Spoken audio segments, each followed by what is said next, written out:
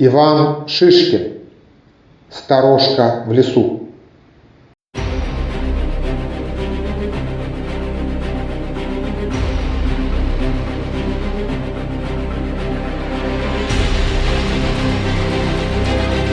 В сторожке, никому не рад, скрывается социопат.